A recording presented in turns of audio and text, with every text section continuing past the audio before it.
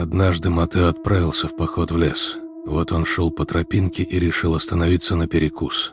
Он увидел издалека большое дерево и полянку рядом с ним и решил направиться туда. Приблизившись к дереву, он увидел надписи на нем, он их прочитал, но лишь в конце было написано, что это призыв духа Шилеса. Матео услышал шепот издалека и резко схватился за голову. Перед ним стояло существо и произносило жуткие звуки. Эксперты, обсуждая эту ситуацию, пришли к выводу, что каждый, кто посмотрел на это существо, обречен. Спасти себя можно, только написав в комментарии или на листок «Я под защитой», и также стоит подписаться на канал, чтобы защита сработала.